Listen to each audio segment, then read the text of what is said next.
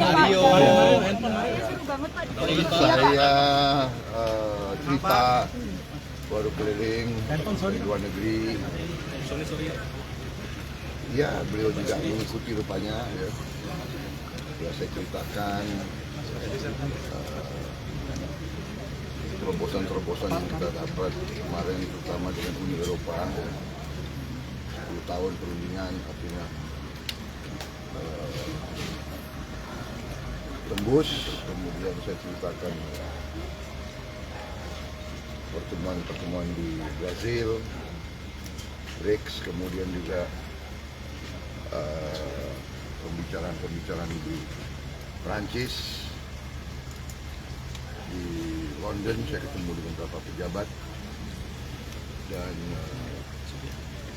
dengan Presiden Trump. Ya, alhamdulillah dapat hasil-hasil yang lumayan, cukup bagus. Saya juga mampir di Belarus, mereka punya potash, mereka butuh karet kita, mereka butuh banyak komoditas kita. Dan ternyata harga coklat dunia lagi sangat tinggi, dan banyak berharap coklat dari kita, dan kita juga harus segera pembibitan baru, peremajaan baru. Ini kita sudah akan lakukan, karena ternyata harga coklat naiknya sangat signifikan di dunia, karena rupanya di Amerika Latin dan di Afrika mungkin ada wabah yang merusak banyak pohon-pohon coklat di Amerika Latin dan di Afrika. Saya kira itu yang saya ceritakan.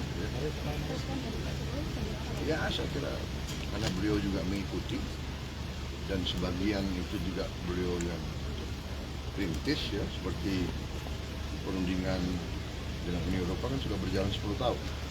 Jadi beliau ngerti itu alatnya bagaimana. Tapi ya, dengan kita lihat situasi global yang tidak menentu sekarang, baik Uni Eropa dan Indonesia ya berkepentingan untuk selesaikan dalam waktu cepat.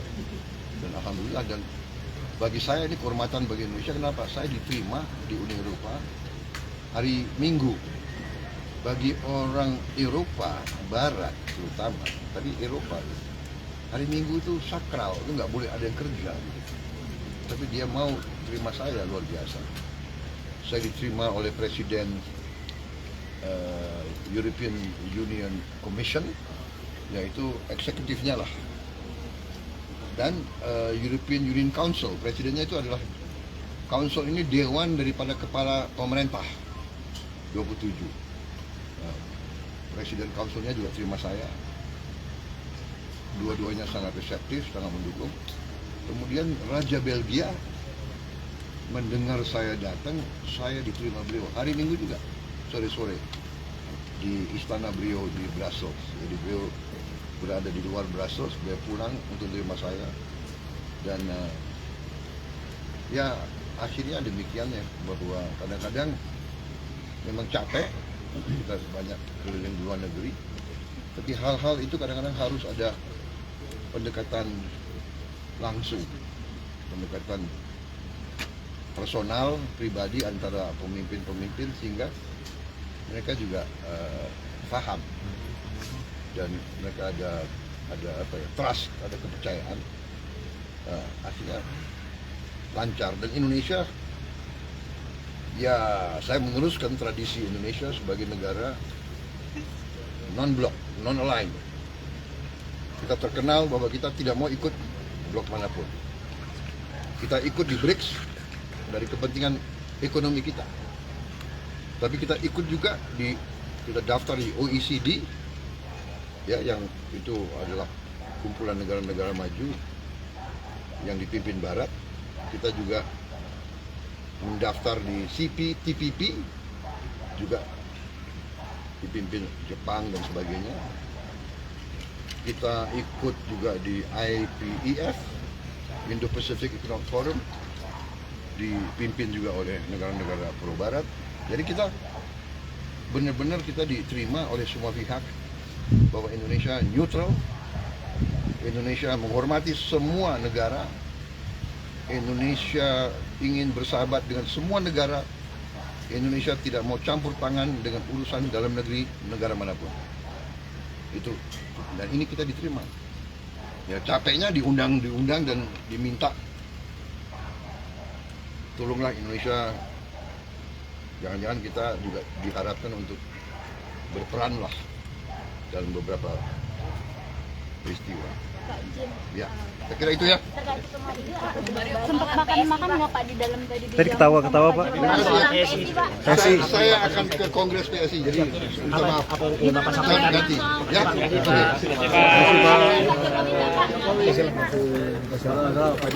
Jangan dulu guys. Gibran, Pak Jokowi. Jangan injek-injek. Kabel gua. Pak Jokowi. Bapak. Dikit Bapak. Tadi makan-makan apa sama Pak Jokowi? Tadi makan apa aja? Pak dikit Pak. Bapak sedikit aja Pak, rapi yuk Pak. Ya, kabel gua putus. Tadi ngobrol apa aja Pak sama Pak? Tadi bahas apa sama Presiden? Putus kabelnya Bang. Aduh. Tenang. Sudah disampaikan oleh beliau Bapak Presiden Prabowo. Tidak tunduk.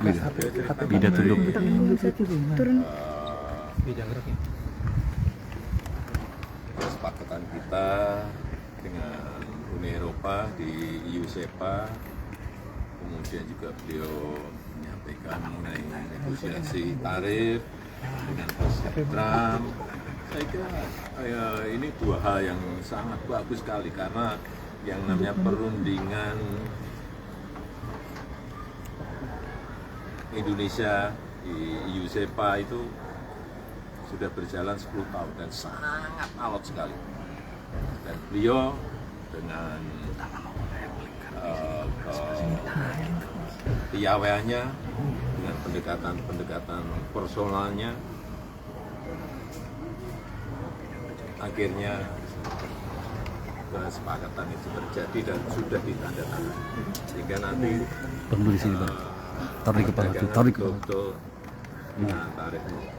Ini akan memberikan daya saing yang baik pada produk-produk Indonesia untuk masuk ke Uni Eropa.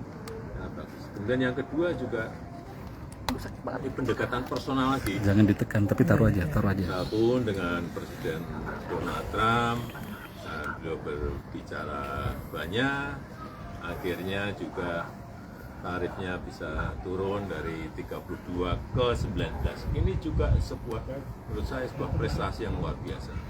19 itu masuk terendah di ASEAN, sehingga sekali lagi nanti competitiveness kita, daya saing kita akan menjadi sangat bagus produk-produk Indonesia. Baik ke Uni Eropa, ke Amerika, dan ke negara-negara lain. Pak, tadi pertemuannya dari luar terlihat hangat Pak, sampai ada ketawa-ketawa Pak. Iya Pak, itu tadi ngomong apa Pak? Sedikit yuk Pak. Cerita ketemu tadi dengan Presiden Trump, kan ada hal yang disampaikan juga. Pak melihat kinerja. Belum. Izin Pak, melihat kinerjanya Pak Presiden tadi kan sempat menyambut baik para dari luar negeri kayak gitu. Itu dari Pak Jokowi sendiri melihatnya gimana Pak? Ini kebijakan yang baik dalam hal negosiasi ekonomi atau bagaimana Pak? Ini sekali lagi situasi ekonomi global ini sangat sulit sekali. Dengan adanya perang tarif sangat sulit sekali. Sehingga growth pertumbuhan ekonomi global menjadi turun secara global, dan itu menyulitkan semua negara. Kalau kita dalam bernegosiasi bisa lebih awal, ini kan kita paling awal, dapatnya 19%, itu bagus sekali. Artinya sekali lagi, daya saing produk-produk Indonesia bisa sangat baik, dan nantinya mungkin investasi akan banyak masuk ke kita karena kita dianggap memiliki kompetitiveness yang baik. Saya rasa dua hal besar itu yang harus kita berikan apresiasi, acung jempol, dan semuanya diselesaikan langsung oleh Bapak Presiden Prabowo sangat bagus. Artinya ini sudah sesuai ekspektasi Pak Jokowi. Ya kalau dilihat angka-angka kan Taruh di kepalaku, taruh di kepalaku ini. Global ranking aja masih sangat tinggi banget lah. Ya, artinya masyarakat memberikan apresiasi, masyarakat memberikan penghargaan lewat angka di global rating. Oke Pak, makasih Pak. Kongres yuk, kongres. Pak, apakah senang dengan kinerjanya Pak Presiden selama ini Pak? Penegasan apakah senang dengan kinerjanya Pak Presiden? Rakyat yang menilai. Jangan itu kelihatan di global rating. Yes. Pak ada pesan kemarin PSI Pak. Pak kemarin Bapak menyebut mendukung penuh PSI Pak. Apakah Bapak bagian dari PSI Pak? Iya, Bapak bagian dari PSI kah, Pak? Pak Nyun Sewu Pak. Pak sudah masuk PSI Pak. Sudah kader PSI Pak. Udah kader PSI nggak, Pak? Bapak sudah kader PSI. Bapak sudah kader PSI. Sebut dukung penuh. Punya KTA nggak Pak? Kerja keras. Iya, Pak. Udah punya KTP. Tanyakan aja ke PSI. Tapi kalau diminta akan masuk Pak. Kalau diminta akan masuk Pak. Diminta tanyakan ke PSI. KTA. KTA, Pak. KTA. Untuk PSI itu gimana Pak? Dukungannya apa Pak? Katanya mau Dukungan bekerja Pak sama PSI, bentuk dukungannya seperti apa? Dukungan penuh. Apakah sudah ada KTA? Dukung penuh. Jelas kan, dukung penuh kan jelas. Full mendukung. Artinya full penuh memberikan dukungan. Kalau full mendukung artinya ya harus bekerja keras. Tapi Pak kalau diminta Pak. partai lain Kalau menjadi Dewan Pembina, kalau menjadi Dewan Pembina apakah Bapak? Ditanyakan ke PSI. Pak kalau diminta partai lain untuk bekerja juga gimana Pak? Kalau diminta bekerja oleh partai lain juga Pak. Wah ya saya kerja ya semua kalau minta saya bekerja. Sudah diminta Mas Kaisang belum Pak? Gimana? Sudah bergabung ke PSI. Tawaran jadi Dewan Pembina. Tanyakan ke PSI. Pak kemarin kan Pak Adi bilang Pak Jokowi bisa di depan dan di belakang. Posisinya Pak Jokowi sekarang di mana Pak? Bisa memantau di depan dan di belakang. Posisinya Pak Jokowi sekarang saat dimintai menjadi kader ataupun dewan. Posisinya Pak Andi bilangnya Pak Jokowi di depan dan bisa di belakang. Itu gimana Pak? Di depan bisa, di belakang bisa, di tengah juga bisa. Baik Pak.